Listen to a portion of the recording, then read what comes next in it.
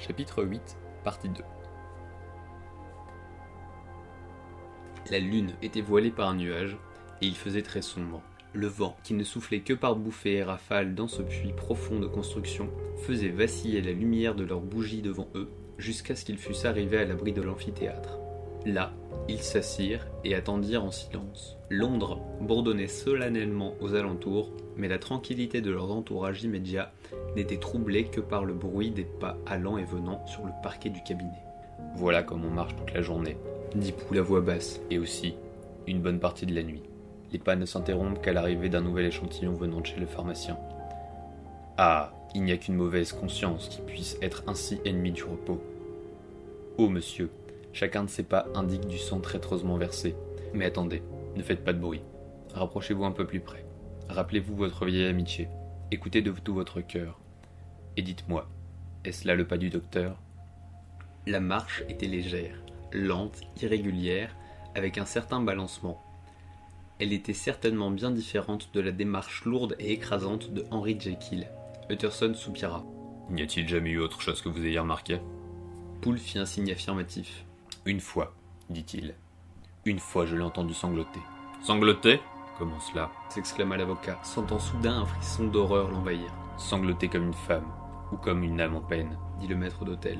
Je m'éloignais avec un tel poids sur le cœur que j'avais envie de pleurer aussi. Les 10 minutes étaient écoulées. Poole déterra la hache de dessous un tas de paille où elle était enfuie. La bougie fut placée sur la table, rapprochée du point qu'il allait attaquer. Puis, ils se dirigèrent en retenant leur haleine vers l'endroit où les pas allaient et venaient dans le silence de la nuit. « Jekyll !»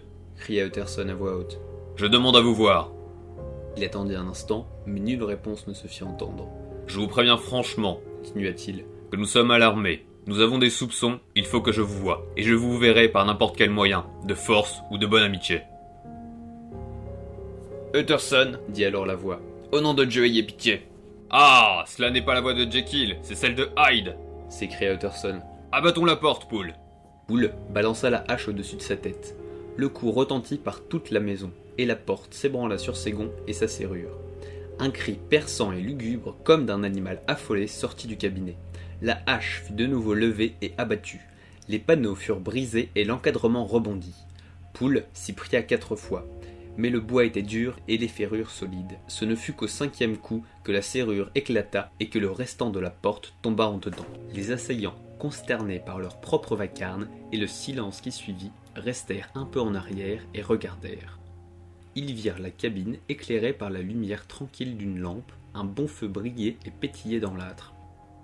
La bouillotte chantait son petit refrain. Des tiroirs étaient ouverts, des papiers étaient rangés en ordre sur la table près du feu. Tout était prêt pour le thé, et sans la présence d'une grande armoire pleine de préparations chimiques, on n'eût pu imaginer un endroit plus paisible ou plus banal dans tout Londres. Au milieu du parquet était étendu le corps d'un homme douloureusement contorsionné et s'agitant encore par secousses. Ils s'approchèrent alors sur la pointe des pieds, le retournèrent sur le dos et reconnurent Edward Hyde. Il était habillé de vêtements beaucoup trop grands pour lui, des vêtements faits pour un homme de la taille du docteur Jekyll. Les muscles de son visage remuaient avec un semblant de vie, mais cependant la vie était bien éteinte. Utterson, en voyant la fiole brisée que l'homme tenait encore dans une de ses mains, en sentant la forte odeur d'acide prussique répandue dans le cabinet, comprit de suite qu'il se trouvait en présence d'un suicide. « Nous sommes arrivés trop tard, dit-il durement, ou pour punir, ou pour sauver. Hyde est en train de rendre compte de ses actions. Et la seule chose qui nous reste à faire est de trouver le corps de votre maître. » La plus grande partie du bâtiment était occupée par l'amphithéâtre, lequel remplissait presque tout l'espace du rez-de-chaussée. Il recevait sa lumière d'en haut et aussi du cabinet qui, à un des bouts, formait un premier étage dont la fenêtre donnait sur la cour. Un corridor conduisait de l'amphithéâtre à la porte donnant sur la petite rue, et le cabinet communiquait séparément avec celle-ci par un 2e escalier. Il y avait en outre 1 ou 2 petits cabinets noirs et une cave spacieuse. Ils visitèrent le tout soigneusement. Ils n'eurent à donner qu'un coup d'œil dans les cabinets noirs. Ils étaient vides, et par la poussière qui tombait des portes, il était facile de voir qu'elles n'avaient pas été ouvertes depuis longtemps. Il est vrai que la cave était remplie de vieux débarras, datant pour la plupart du temps du chirurgien que le docteur avait remplacé. mais la chute d'une masse épaisse de toile d'araignée, avec laquelle la porte avait été scellée depuis des années, les avertit de l'inutilité de pousser plus loin leurs recherches dans cette direction. Il n'y avait nulle part aucune trace de Henry Jekyll, mort ou en vie. Poole sonda du pied les dalles du corridor. « Il doit être enterré là, » dit-il en prêtant l'oreille. « Peut-être s'est-il enfui. » dit Utterson, retournant sur ses pas pour examiner la porte de la rue. Elle était fermée au peine, et ils trouvèrent la clé par terre sur les dalles, toute couverte de rouille. « Elle n'a pas l'air d'avoir beaucoup servi. »« Servi ?» répéta Poole. « Ne voyez-vous pas, monsieur, qu'elle est cassée comme si on avait piétiné dessus ?»« Oui, » répondit Utterson. « Les fractures aussi sont rouillées. » Les deux hommes se regardèrent avec épouvante. « Cela me dépasse, Poole, » dit l'avocat. « Retournons au cabinet. » Ils montèrent l'escalier en silence, et tout en jetant de temps en temps un regard craintif sur le cadavre, ils procédèrent à une perquisition en règle de ce que contenait le cabinet. Sur une table, on pouvait distinguer les traces d'un travail chimique. Plusieurs petits tas d'une espèce de sel blanc étaient mesurés et disposés sur des soucoupes de verre, comme pour une expérience dans laquelle le malheureux homme avait été interrompu. « Voilà la même espèce de drogue que je lui apportais toujours, » dit Poole. Et pendant qu'il parlait, l'eau de la bouillotte se répandit avec grand bruit. Cet incident les fit se rapprocher du feu. Le meilleur fauteuil était disposé au coin de la cheminée, et un plateau à thé se trouvait sur la table, à la portée de celui qui y se fût assis. Le sucre était même déjà dans la tasse. Il y avait plusieurs livres sur un rayon, et un d'eux était posé ouvert à côté du plateau sur la table. Utterson fut confondu en reconnaissant un livre de piété pour lequel Jekyll avait souvent professé une grande estime. Il y avait des notes de sa main, accompagnées d'effrayants blasphèmes. Ils se trouvèrent à un moment en face de la psyché, dans les profondeurs de laquelle leurs regards plongèrent avec une horreur involontaire. Mais elle était tournée de façon à ne leur laisser apercevoir que les 100 réflexions étincelantes du feu sur le devant verni des armoires. Un petit reflet rose au plafond et leur propre image pâle et timide se baissant pour regarder.